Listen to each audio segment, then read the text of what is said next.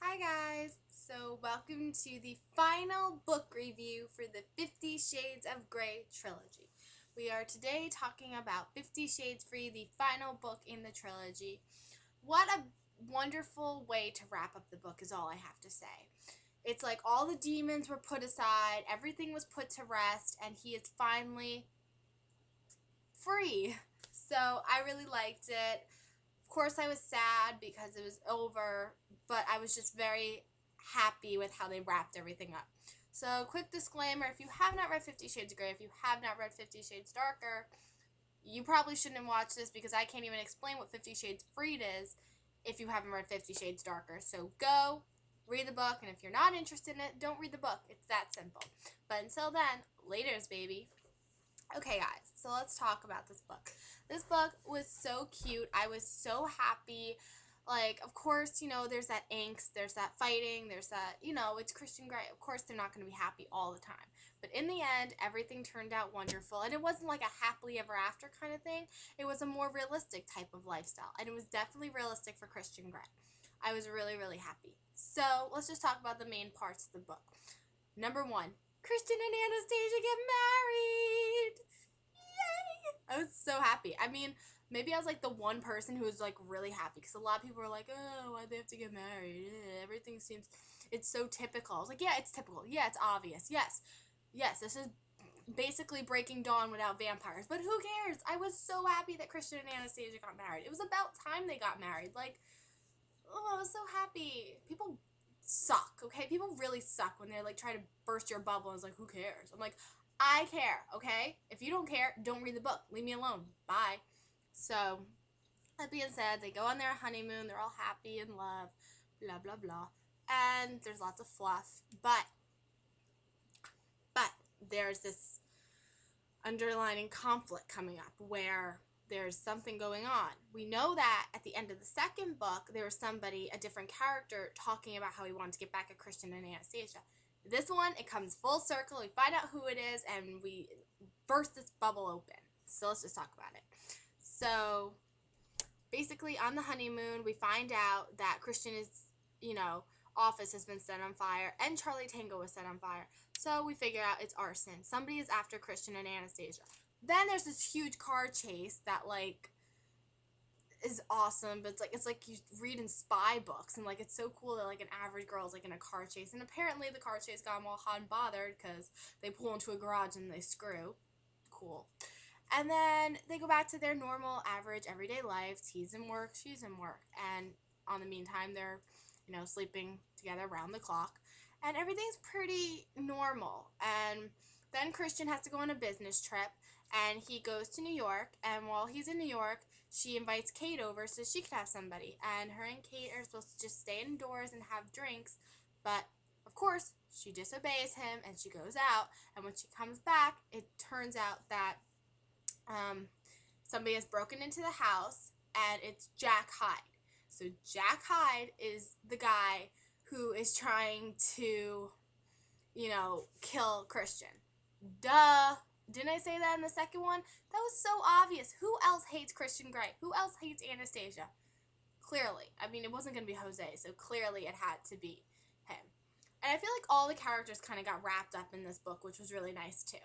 So, that being said, he gets put in jail, and Christian's really mad at her for not listening, but eventually they make up, and they go on this nice little vacation with Elliot and Kate and Mia and Ethan. And they stay, I can't remember where it was, Colorado, something like that. If I'm wrong, I'm sorry. They stay somewhere, and Kate has a lot of doubts. She thinks that maybe Elliot's cheating on her. Turns out Elliot was just nervous, and he proposes to Kate, so that wraps their story up. They're gonna get married, so that's their story. And then after all that happens, all of a sudden there's this big car crash, and Ray's in a car crash, and he is like in the hospital. And I kind of got really excited. Not excited that he was in a car crash, but my mind started like turning, and I started thinking, oh, maybe Jack like had somebody hired to hurt Ray, to kill Ray, to try to get to Anastasia. Turns out it was just a drunk driver who tried to kill Ray. No big deal. Well, I mean, it was a big deal, but like, it wasn't what I wanted it to be, so I wasn't that interested.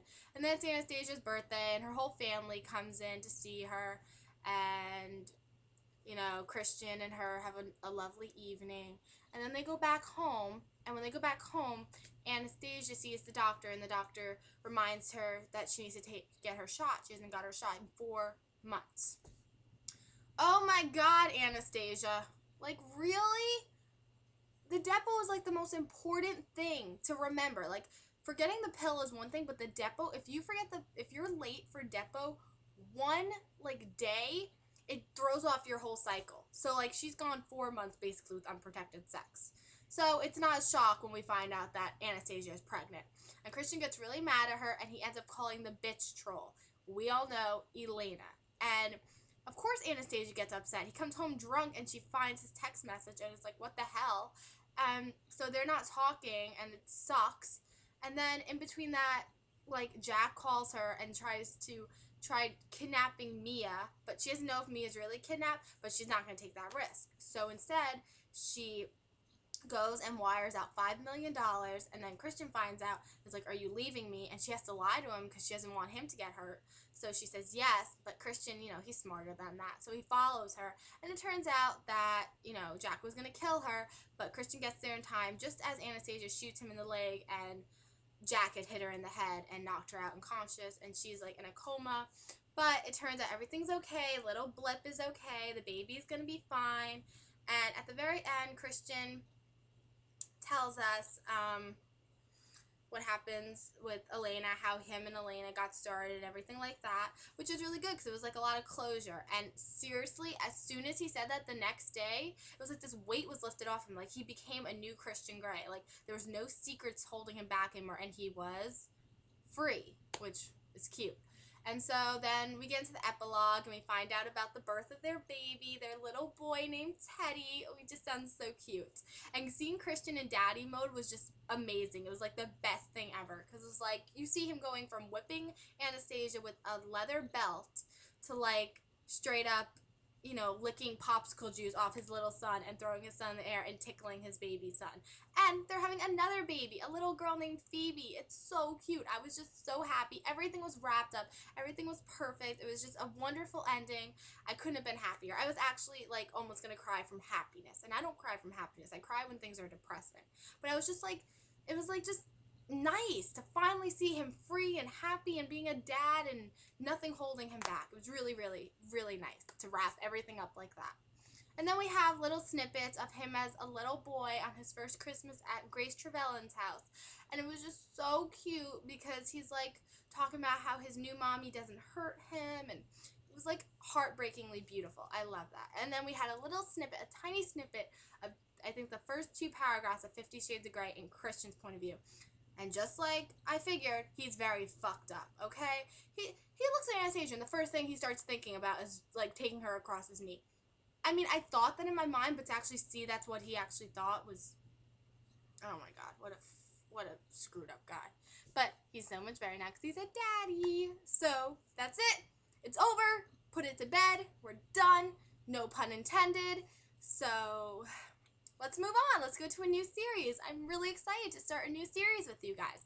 I really appreciate the people who have watched this and who have commented. It's mean a lot to me. And now I'm ready to move on to a more appropriate series for everybody. This series is called Divergent by Veronica Roth. And if you're not aware or not used to this, it's dystopian. So if you've heard of Hunger Games, then you've probably heard of Divergent. It's more of like future, what happens after 2012. It has a love story. It's awesome. I think it's amazing. If you loved Hunger Games, I promise you will love this book. It has the same action, same page-turning craziness to it as Hunger Games. I just really couldn't put this book down. I cannot wait to discuss it with you guys. My little snippet, my little summary synopsis is, in the future of Chicago, we are broken down to factions, 5 factions to be precise. They're AKA groups, and when you turn 16, you choose which one you want to live in. You can either stay in the one you were born in or choose the other 4. But each faction has their own consequences, and you have to be careful what you choose, because once you choose it, there's no going back. That's my summary. Really, I recommend you read it. If you have read it already, just wait, because the review is coming very soon, I promise. And if you haven't read it, read it, and I promise you will not be disappointed. So come back next time and we'll discuss it together. But until then, laters, baby.